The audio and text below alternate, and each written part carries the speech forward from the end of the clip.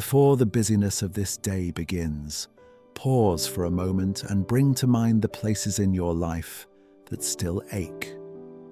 Perhaps there is something you regret, a conversation you wish you could redo, a promise you didn't keep, a moment when you knew what was right but chose something else instead. Some failures stay with us longer than we expect. This morning, don't start the day looking backward at your failures. Start it by listening to the voice of Jesus beside the charcoal fire, gently asking, "Do you love me?" Everything can begin again from there.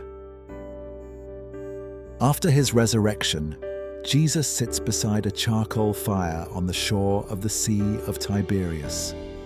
The disciples have finished breakfast. The night before, they had caught nothing. Then, at Jesus' word, their empty nets became full. Already there is a lesson here for us at the start of the day. What is empty in our hands can become full in His. Then Jesus turns to Peter. This is the same Peter who had once stood beside another charcoal fire and denied even knowing Him. Peter had failed publicly and painfully. He had broken his own promise of loyalty. Yet Jesus does not begin with accusations.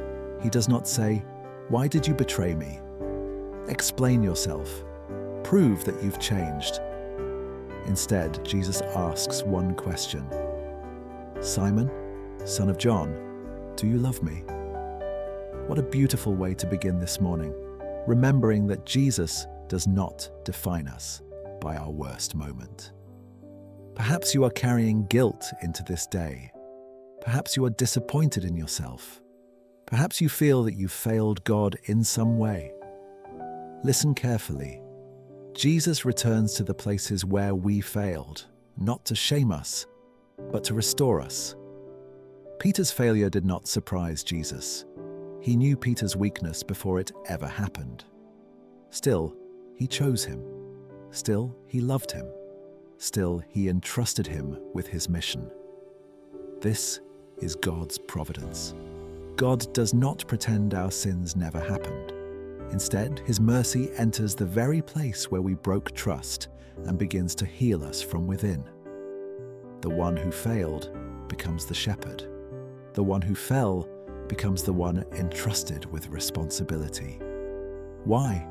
Because grace can make something beautiful out of what seemed ruined. That is the invitation for you today. Stop carrying yesterday's failures as if they are your identity. Bring them to Jesus.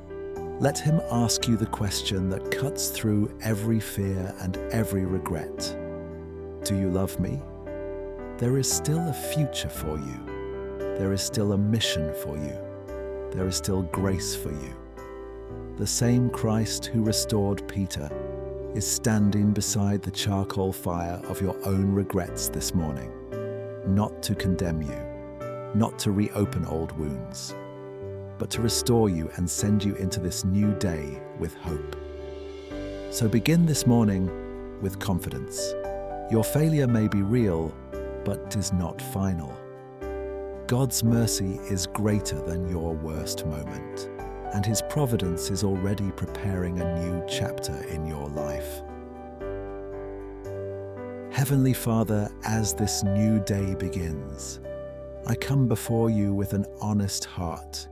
You know my weaknesses, my regrets, and the moments when I have fallen short of loving you and loving others. There are things I wish I could undo, words I wish I could take back, and choices I wish I had made differently. Yet this morning I remember Peter standing beside the charcoal fire and hearing your gentle voice ask, "Do you love me?" Thank you, Lord, because you do not meet my failures with condemnation but with mercy. You do not define me by my worst moments. Instead, you invite me to begin again. Jesus, I love you. My love is imperfect and sometimes weak, but it is sincere. Take my wounded heart and restore it.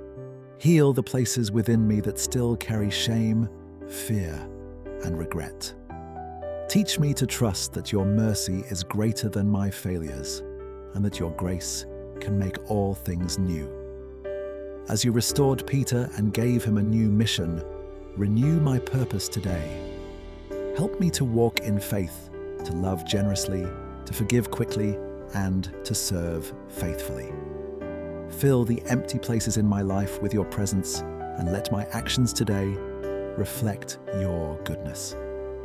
I place this day into your hands with hope and confidence, knowing that your providence is already at work. Lord Jesus, I love you. Help me to follow you today. Amen.